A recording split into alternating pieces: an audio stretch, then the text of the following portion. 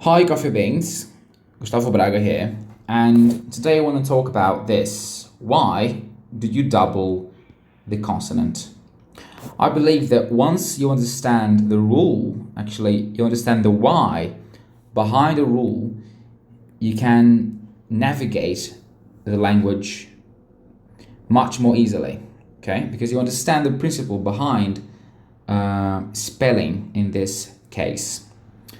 So in school, you are taught that you have to double the last consonant if the verb, in this case, ends in consonant, vowel, consonant, right?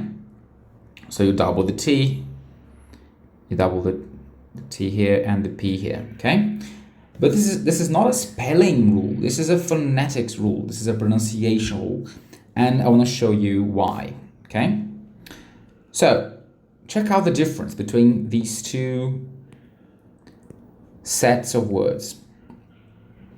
Now, this is mat, right?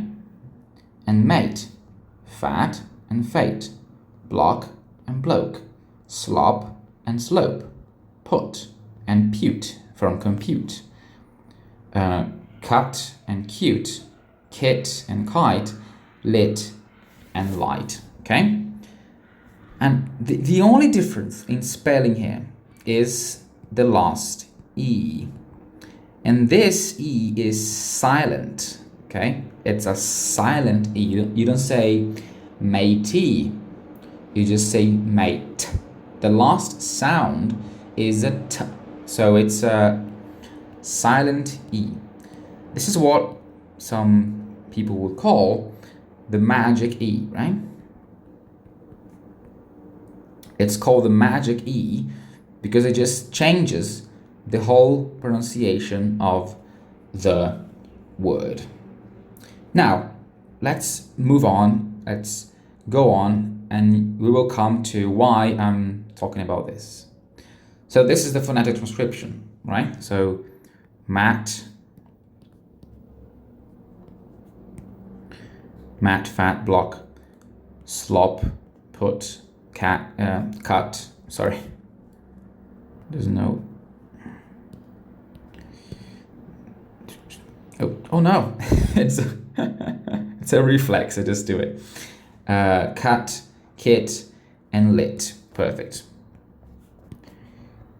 And then it becomes mate, fate, bloke, slope, pute, cute, kite, and light. Have you noticed what happens to this vowel when there is a silent E?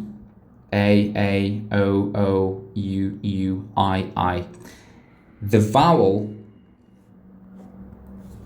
says its name.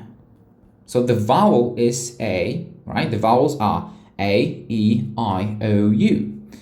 And they are saying their original names here. So A, O, U, and I, okay? So here are three of them, A, U, and I. So in the case of O, it would be like a schwa. I always forget how to direct the schwa. And this one, okay, O. So the vowel says its name. Perfect. Now, what do we have to have in mind is that this sound needs to be preserved whatever happens in the word, okay? I cannot, if I change this A to A, it's gonna change the meaning, right? Because everything else is the same. It's M and T in the end and M and T in the end. The only thing that changes is the vowel sound. So if I change the vowel sound to this, it's gonna change to a different word. So during spelling, we have to take care, we have to be careful not to inflict changes that will cause a transformation in pronunciation, okay? So what's the rule here? Remember the rule. Another rule that you're gonna know why it exists right now.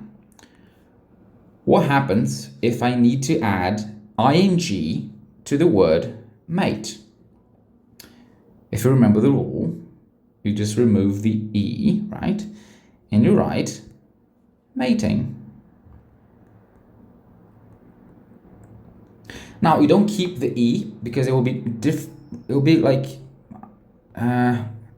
maybe it would be like mating. It will be difficult to pronounce. And remember, this E is silent. So if it's silent, there is no reason for it to be pronounced like mating after I add a suffix to it, okay? So it needs to remain silent. So it just goes away because it's no longer necessary. So it becomes mating. And then do the same thing for all of the other E's. So I don't know, let's say there is the word fating, okay? Let's focus on pronunciation, not on meaning here. So fating, bloking, sloping, computing, cuting, kiting, and lighting, okay? So just pretend. You're gonna remove all of these E's and add an ing, and this happens for all suffixes, right? Like I'd say mated, you know? In this case, since you're gonna add an ed, you actually remove the E, right? Fated, bloked, same thing is gonna happen. You just add the D. However, the pronunciation is maintained, right? If I say this, for instance, and I remove the E, it's gonna be matched, like some kind of made-up verb here. So in this case, it makes sense for me to keep the silent E because it will compose the sound. If I remove it, I'm going to change the sound. Now, what happens here? Because it's basically the same word, right? Like mate and mat. The only difference is the silent E. And if I just get this M-A-T and I add an ing, what is it going to be? It's going to be the same word. Okay?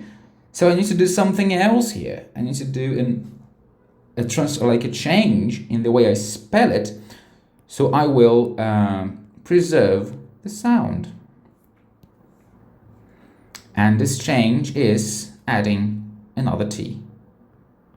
Because now you'll be pronounced matting, okay? And the same goes for the other ones, fatting and blocking.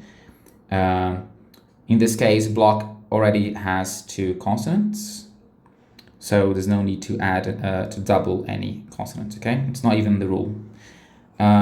Slopping, putting, cutting, kitting, litting, okay? Not all of these are verbs, but just go with the flow here. So slopping or sloppy, you know, sloppy is another way to add a suffix.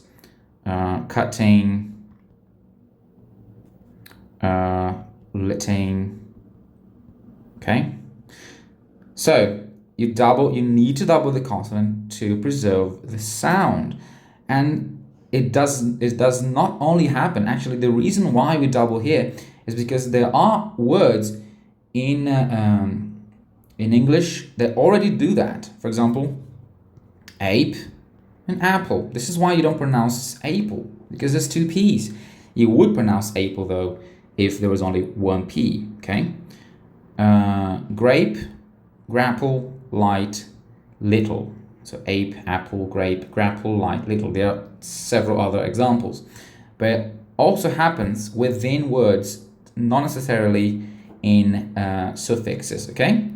So you're getting this rule here that makes the vowel no longer say its name, and you know, like it used to be a, now it's a, so it no longer says its name. It does not say its name anymore, and we are applying it here so we can preserve the sound, okay?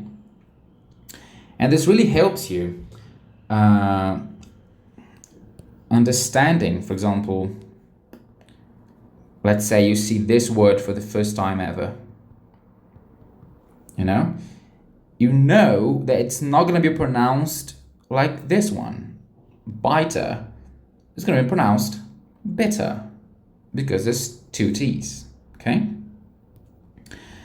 with time, you will start seeing these words over and over again and understand why the vowel is pronounced in a certain manner. Now, there are always exceptions.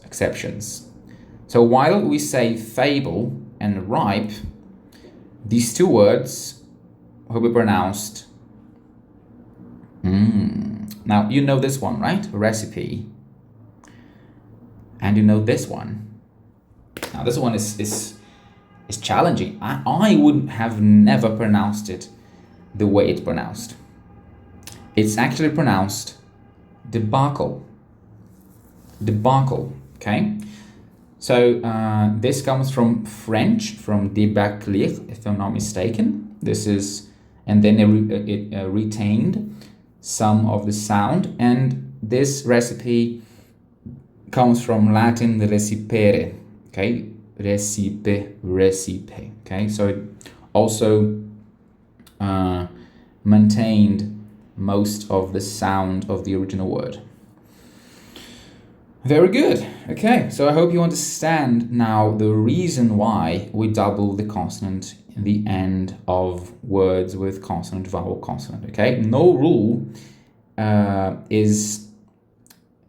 exists out of nowhere, exists with no reason. Okay, there's always a reason for a rule, and now you know.